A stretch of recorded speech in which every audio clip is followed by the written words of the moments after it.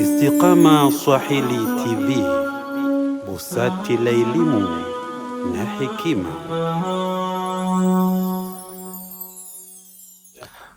Bismillahir Rahmanir Rahim. Alhamdulillah wassalatu wassalamu ala Rasulillah wa ala alihi wa sahbihi wa man walahu wa ba'd. Assalamu alaykum wa rahmatullahi wa barakatuh. Ndugu zangu Waislamu, tukiendelea tena katika darasa yetu, tumefika katika mlango ambao unaelezea kuhusiana na misingi ya kiitikadi katika madhehebu ya Kiibadhi, na tukaanza katika darasa lililopita kutaja baadhi ya misingi hiyo, na tumesema msingi mkubwa katika madhehebu ya Kiibadhi katika masala tauhidillah subhanahu wa ta'ala, kumpokesha Allah subhanahu wa ta'ala, ni at-tanzihul mutlaq lilbari, ni kumpokesha Mwenyezi Mungu na kila sifa ya upungufu, kumpokesha Mwenyezi Mungu kutokana na kila mshirika, kumpokesha Mwenyezi Mungu kutokana na kufanana na chochote katika viumbe vyake. Laisa kamithlihi shay'un, hakuna mfano wa Mwenyezi Mungu subhanahu wa ta'ala. Ndio maana maibadhi wanaitakidi kwa Mwenyezi Mungu hawezi kuonekana Allah subhanahu wa ta'ala duniani wala akhira, kwa sababu Allah laysa jisman, sio kiwiliwili Allah subhanahu wa ta'ala, wala hana sehemu maalum. Kwa hiyo huwezi ukasema kwamba Allah subhanahu wa ta'ala ana uwezekano wa kuonekana, na hii ndio itikadi ambayo imechukua katika Qur'ani na katika sunna Mtume Muhammad sallallahu alaihi wasallam.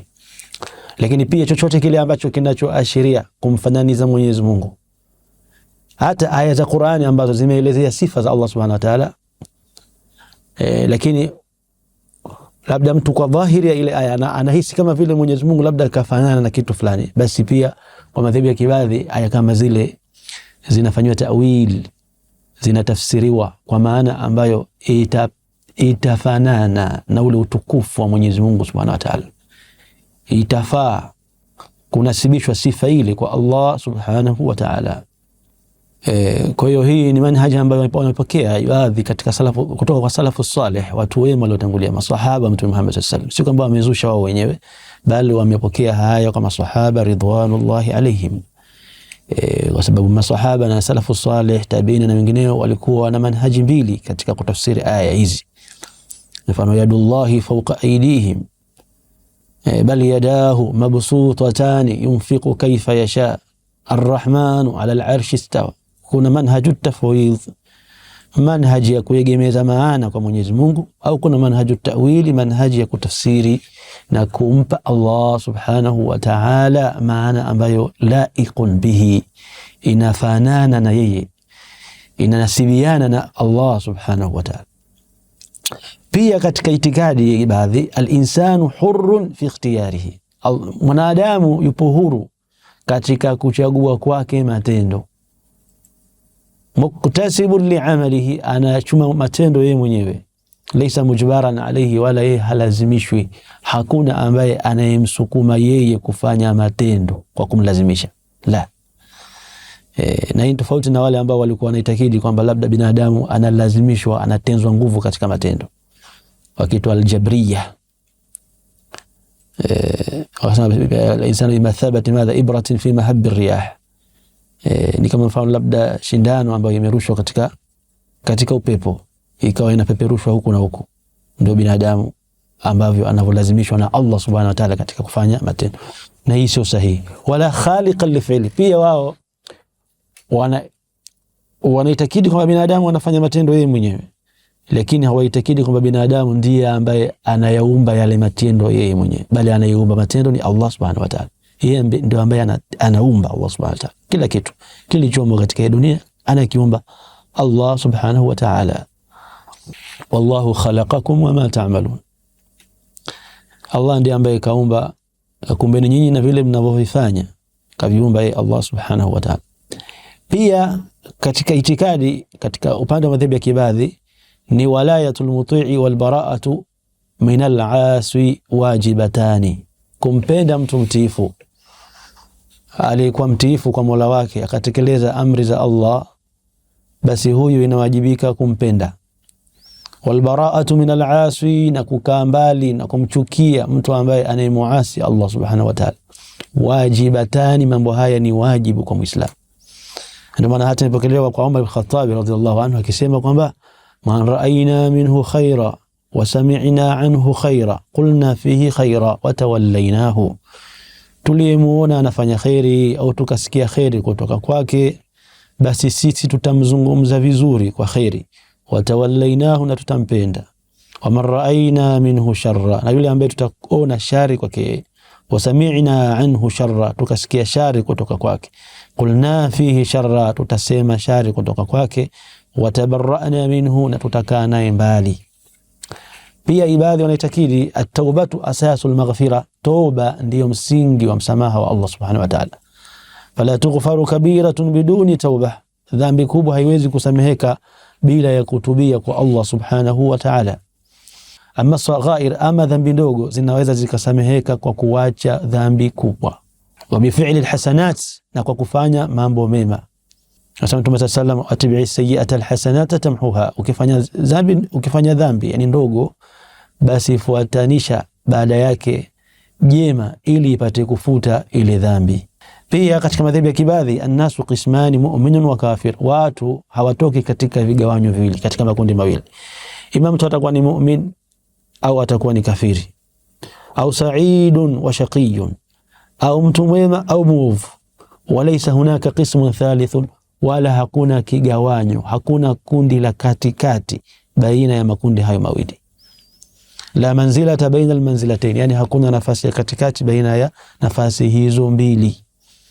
Kwa hiyo hii ndio katika ya kibadhi, faminhum mu'min wa minhum kafir, imam tatoka muislam au kafiri. Na kafiri hapa kama atakavyoja kueleza Sheikh, inagawanywa katika sehemu mbili, kuna kufuru shirki na kuna kufuru ni'matin, ukafiri wa kumshirikisha Mwenyezi Mungu ambao unamtoa mtu kutoka katika Uislamu, na kuna ukafiri mwingine wa kukufuru neema za Mwenyezi Mungu Subhanahu wa Ta'ala kwa kumuasi Allah Subhanahu wa Ta'ala na kutoka katika utiifu.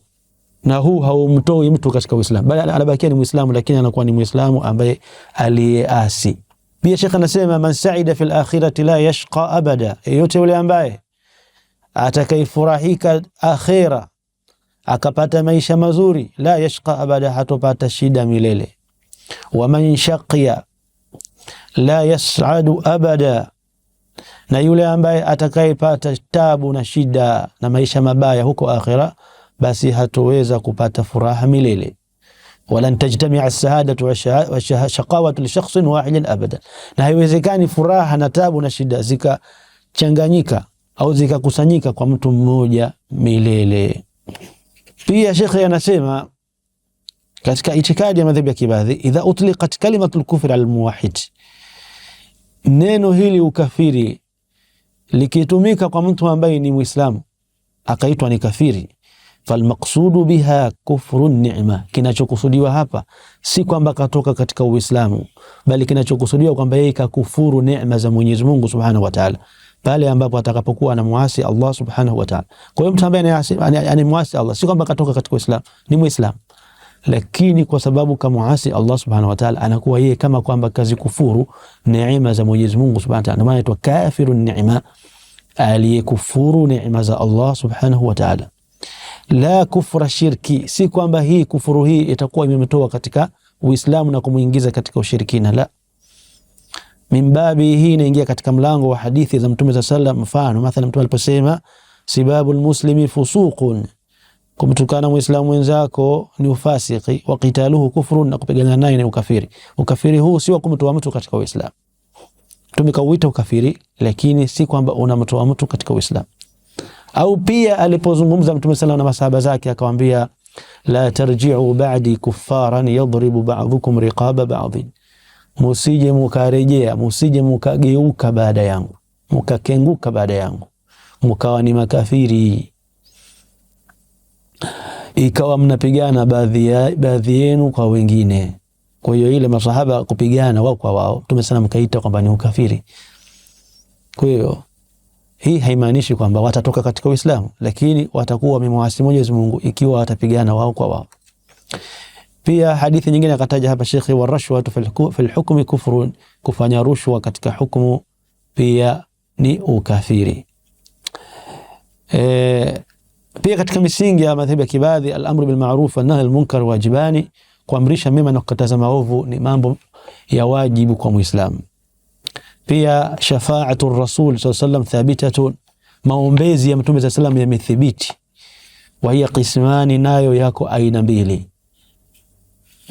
Kwa Mtume sallam siku ya kiyama ataombea, lakini uombezi huu upo katika namna mbili tu. Ash-shafa'atul kubra, kwanza ni uombezi mkubwa yaum al-qiyama, siku ya kiyama atakuja kuombea watu vipi? Libad'il hisab, ili waanze kuhisabiwa. Walidukhulil mu'minina aljanna, na ili wale waumini wacha Mungu watu wema waingie katika pepo ya Allah subhanahu wa ta'ala. Wa hiya al-maqamu al-mahmud alladhi yaqtassu bihi nabiyuna Muhammad sallallahu alayhi wasallam, na hiyo ndio cheo kikubwa atakachokuja kusifiwa nacho Mtume sallallahu alaihi wasallam, na cheo hichi atahusika nacho yeye peke yake Mtume sallallahu alaihi wasallam, pasi ya mitume wengine.